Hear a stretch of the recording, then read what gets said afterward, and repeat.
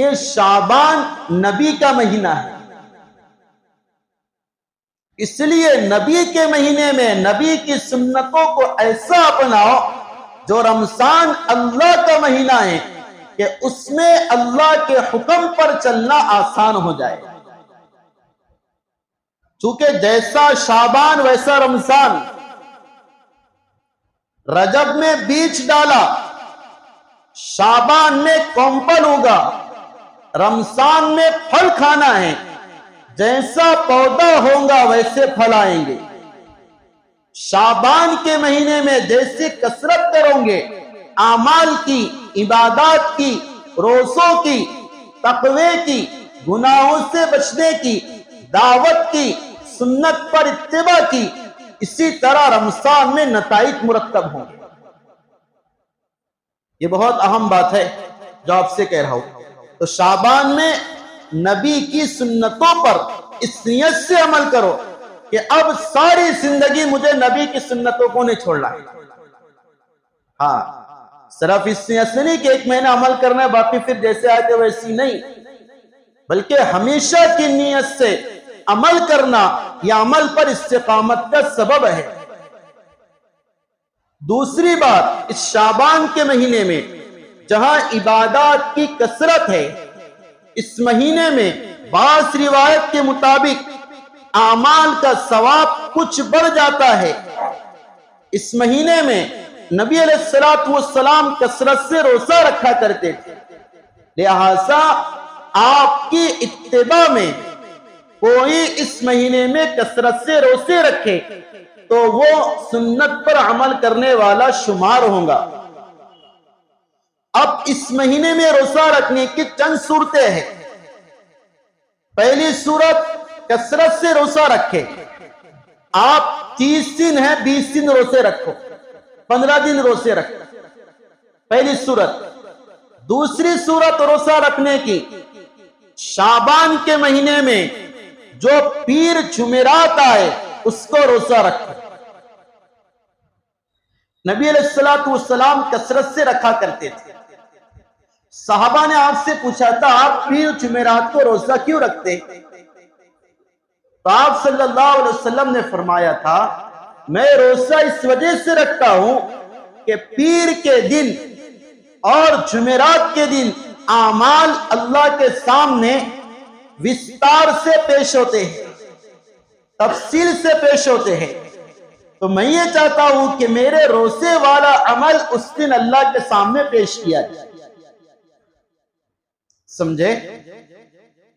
تو ایک صورت تو یہ ہے پیر جمعرات کا روزہ رکھیں۔ دوسری صورت روزوں کی یہ ہے آپ اس مہینے میں ایام 20 کے روزے رکھیں، چاند کی 13، 14، 15 تاریخوں کے روزے رکھیں۔ یہ روزے بڑی فضیلت کے حامل ہے۔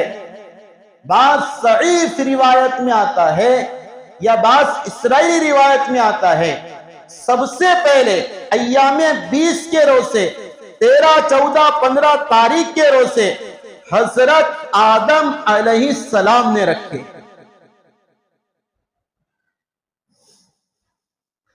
اور حضرت نبی علیہ السلام نے فرمایا ہر مہینے جو 13، 14، 15 کو روزہ رکھیں گا اور رمضان کے پورے مہینے کے روزے رکھیں گا، اللہ تعالی اس کو ہمیشہ روزہ رکھنے والے کی طرح ثواب عطا فرمائیں گے۔ حضرت سیدنا ابو ہریرہ فرماتے رضی اللہ تعالیٰ عنہ میرے آقا نے مجھے 3 وصیت کی ہے۔ پہلی وصیت، سونے سے پہلے وتر پڑھنا، کیونکہ حضرت ابو ہریرہ رضی اللہ تعالیٰ عنہ علمی مشغلے میں زیادہ تھے، ان کے احادیث کا مشغلہ زیادہ تھا۔ اب ظاہر ہے کہ رات میں علمی کام ہے، پڑھنا ہے، پڑھانا ہے، مطالعہ ہے، اس لیے کہا کہ سونے سے پہلے وتر پڑھ لیا کرو، کہیں ایسا نہ ہو کہ رات میں تہجد سے پہلے آنکھ نہ کھلے اور وتر رہ جائے۔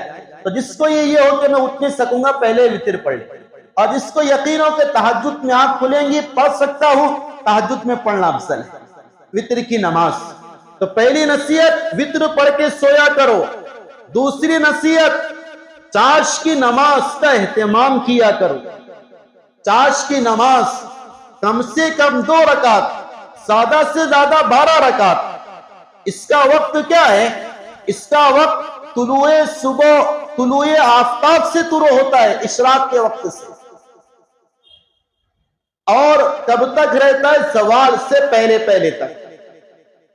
अब वो लोग मुफ्ती अजीम कुछ भी बोल रहे हैं, हमने तो अभी तक सुने थे कि चाश की नमाज सुबह 10 बजे शुरू होता है ना? ऐसा नहीं है। इशराक और चाश की नमाज का वक्त एक ही है। जो वक्त इशराक का है वही वक्त चाश का है।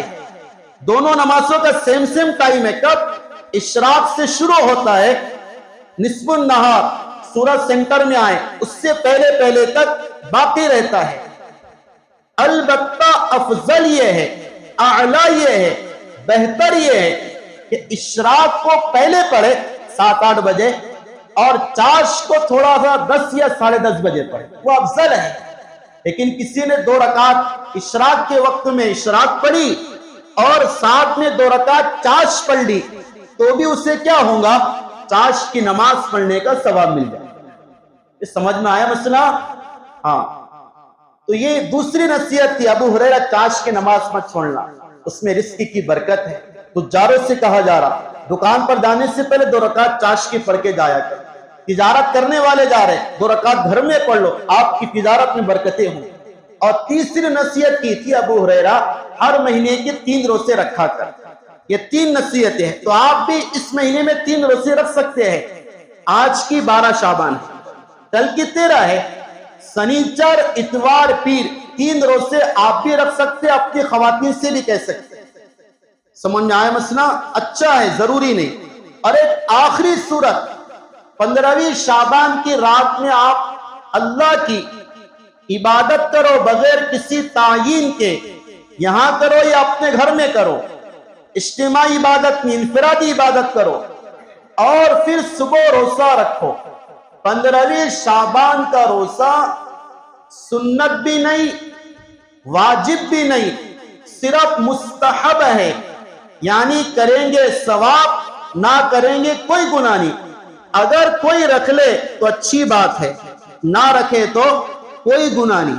लेकिन मैं आपको मशवरा दे रहा, राय दे रहा, अफसल तरीका तो इससे पहले बताया, 12, 13, 14, 15 इन 3 दिनों में रोजे रख लो, अय्यामे 20 पर भी अमल हो जाएगा और उसी में 15वीं तारीख का रोजा भी आ जाएगा। इस तरह आप दोनों हदीसों पर अमल करने वाले बन जाओगे। अल्लाह ताला अमल की तौफीक अता फरमाए।